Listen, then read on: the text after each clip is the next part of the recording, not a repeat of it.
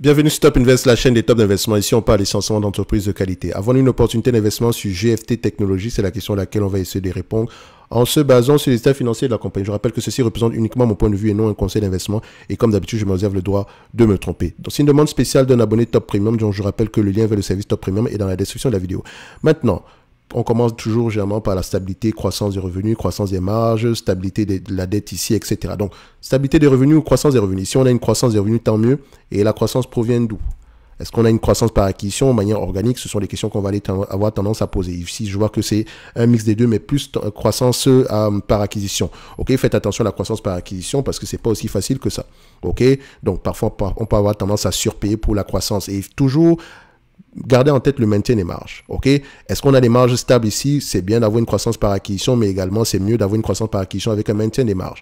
On aime bien ça. On a plutôt une stabilité des marges. Enfin, si on le prend sur les 20 dernières années, on a une croissance des marges. Sur à peu près les 5 dernières années, on peut avoir une légère stabilité des marges ici. OK? Toujours voir ici que cette période-ci, est-ce qu'elle n'est pas exceptionnelle? Pourquoi est-ce que les marges étaient élevées à ces niveaux-ci? OK?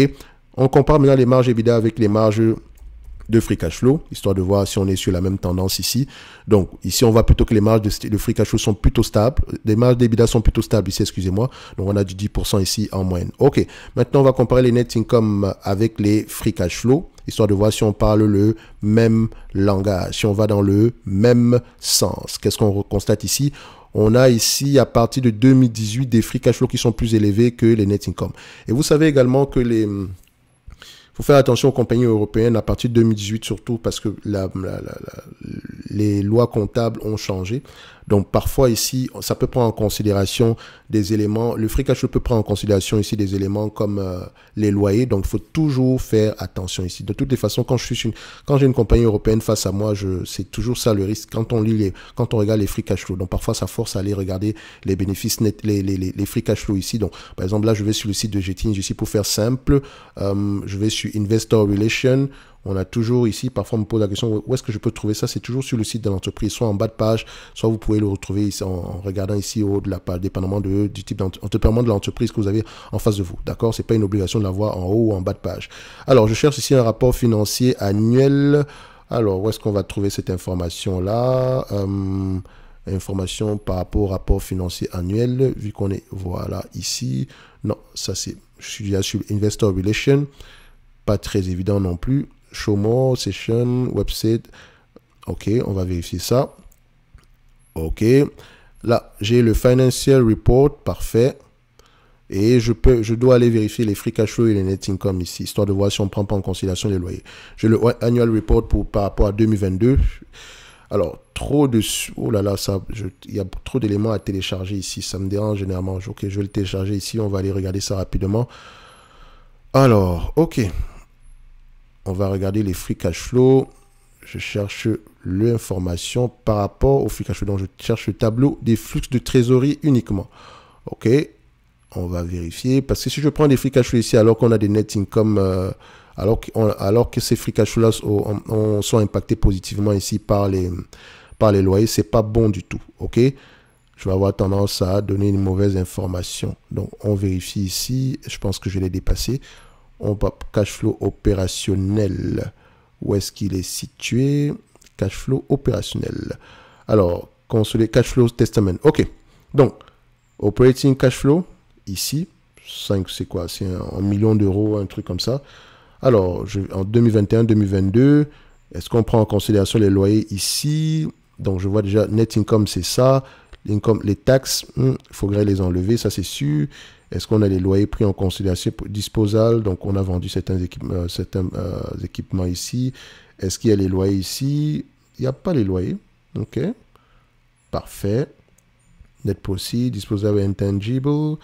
OK. Je ne vois pas de rente ici. Il n'y en a pas. Donc, on a peut-être des free cash flow plus élevés. OK. Donc, on va faire confiance à... On voit ici que les free cash flow ont tendance à être plus élevés que les net income. OK. So, maintenant, en termes de pourcentage, qu'est-ce que ça donne ici? On va prendre les free cash flow ajustés. Hein. Donc, déjà, je vais regarder au niveau de la dette ici. Est-ce que le nombre d'actions augmente ou diminue? Il est plutôt stable. Parfait. Est-ce que la dette augmente ou diminue? Qu'est-ce qu'on a ici? On a une dette en termes de volume, c'est correct. Dette nette sur EBITDA, ça donne quoi ici? On a sans doute quelque chose de moins élevé, donc inférieur à 5, c'est ce qu'on recherche. Parfait. Maintenant, en termes de prévision, on va vérifier. Est-ce que les analystes ont tendance à faire de bonnes prévisions sur ce business-ci? GFT Technologies, histoire de voir si c'est un business assez prévisible de leur côté. Alors, ici, c'est vraiment du 50-50. 41% du temps, ils se trompent ici sur une période de 2 ans. Donc, c'est vraiment du 50-50. Et toujours aller vérifier sur les dernières années. Est-ce que c'est plutôt stable sur les dernières années ou bien c'est plutôt instable? Donc, on voit ici que sur les 5 dernières années, ils se sont trompés 3 fois. Donc, il faut faire attention à ces prévisions-là. OK? Donc, il faut faire attention. On constate ici qu'entre 2020 et 2022, ici, la croissance, les bénéfices nets ajustés sont plus élevés. Allez-y vérifier pourquoi. Qu'est-ce qu'elle a fait d'exceptionnel sur ces dernières années-ci? OK? On vérifie avec les free cash flow ici, qui ont tendance à être plutôt stables sur le business.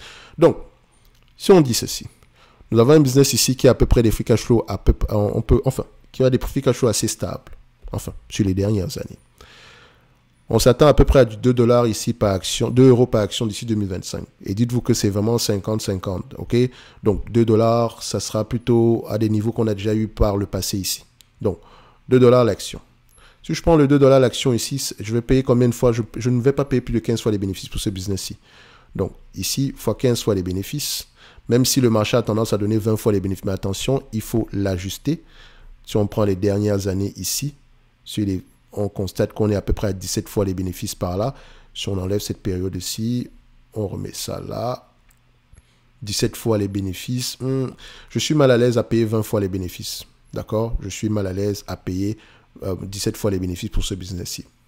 D'accord? Donc, ça peut également être dû, mais après, on va faire simple. Hein. S'il paye 20 fois les bénéfices, il paye 20 fois les bénéfices, s'il paye 17 fois les bénéfices, il paye 17 fois les bénéfices. Donc, ça reste ici une prévision. 2.11 multiplié par 17 fois les bénéfices, moins la dette nette. On a une dette nette de combien en date d'aujourd'hui? On va vérifier ça. Fungraft, dette nette. Alors, ça donne combien? Dette nette ici, on a du cash net, c'est assez correct. OK. Donc, 17 fois les bénéfices, 2.11, ça fait 36 € par là. Donc, on se dira que l'entreprise semble être sous-évaluée. Mais on constate ici que c'est un business, c'est pas aussi facile que ça. Parce que moi, j'aime bien les business qui ont des... C'est presque... On voudrait voir presque une ligne droite quand on regarde les bénéfices nets. OK? Donc, sur ce business-ci, je constate, je ne sais pas déjà ce qu'elle fait précisément. Peut-être qu'en lisant à peu près les rapports financiers, si je peux avoir un avis totalement différent. Mais voilà, j'aurais du mal à dire, on va se dire qu'on sera légèrement sous-évalué ici. Je dis bien légèrement, rien d'exceptionnel, légèrement sous-évalué. Et maintenant, si la croissance au-delà de 2025 continue, tant mieux. OK? Donc, on a une entreprise qui est légèrement sous-évaluée. Maintenant, en termes de dividendes ici, les ACC, ils ont les moyens de le payer. Maintenant, quand je vais lire les rapports financiers, je vais questionner les marges de free cash flow. Je vais questionner ici la croissance des revenus. D'accord? Pourquoi est-ce que les revenus sont croissants sur les dernières années? Quel est le narratif derrière ces acquisitions-là? Dans quel secteur d'activité on exerce ici? Parce que je connais une entreprise qui a tendance à faire des acquisitions. Je vous en ai parlé dernièrement. C'est issu, je pense qu'on est à peu près dans le même segment, IT Consulting, ou bien non, c'est plutôt Application Software. Donc, vous voyez que c'est presque une ligne droite. Si je prends S2I, OK, S2I ici, remarquez une chose, voilà, en termes de free cash flow, on peut avoir des variations ici parce que la dépense en capital de croissance peut être différente, mais en termes de bénéfices net ajustés, c'est presque une ligne droite. Et également, vu que ce sont deux entités qui sont à peu près peut-être dans le même segment d'activité, on peut voir quoi ici? Ce business-ci a tendance, entre 2021 et 2023 ici, on a eu tendance à avoir des bénéfices nets par action assez élevés. Donc, peut-être sur GFT, on pourra avoir les mêmes raisons. Maintenant, histoire de voir, il faut voir si on est sur le même segment d'activité. Si on fait à peu près la même chose. OK?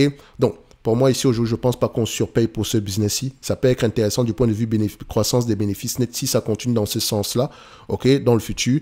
Ici, en termes de bénéfices nets ajustés, on s'attend à 2,54 €. Tant mieux si on va à ce niveau-là. Donc maintenant, moi, si je vais lire les rapports financiers et que le business me parle et que je vois ici qu'on peut maintenir des marges, sinon les augmenter, qu'on a des perspectives de croissance assez élevées également ici, si j'ai confiance également au management, ça peut être intéressant du GFT Technologies.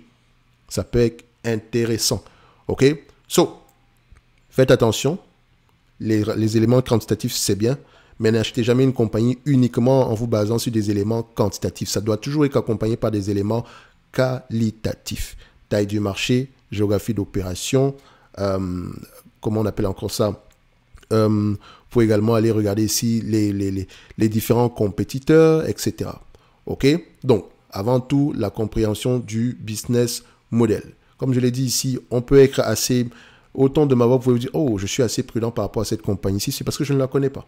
Je ne la connais pas du tout. Je regarde juste les éléments quantitatifs ici et le passif ne parle pas pour elle. Mais il y a d'autres entités également qui ont un passif qui ne parle pas pour elle, mais pourtant, sur les dernières années, ça commence à être intéressant. Un peu comme Saint-Gobain qui a un passif qui ne parle pas pour elle, mais sur les dernières années, ça commence à être intéressant parce que le business a également changé entre-temps.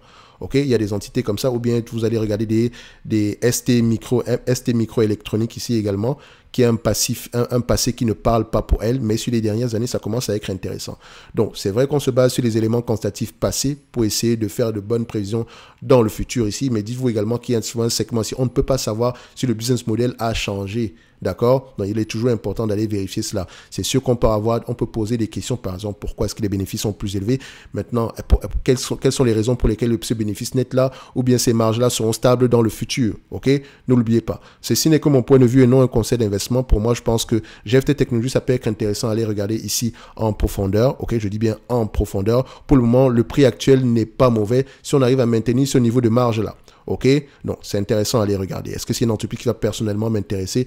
Je dirais que non, mais ça ne veut pas dire que c'est une mauvaise entité. Attention, vérifiez bien. Lisez les rapports financiers. Le prix actuel peut être intéressant. On va se donner rendez-vous sur la prochaine vidéo. Donc, on avait à peu près un target à 35 $, 35 € l'action ici. Si tout se passe bien, vous avez vérifié ici que à ces niveaux-ci, on s'attend à plus que ça. En termes de bénéfices nets à ajuster. OK? On peut aller aux alentours d'une quarantaine d'euros par là. En tout cas, ça reste des prévisions.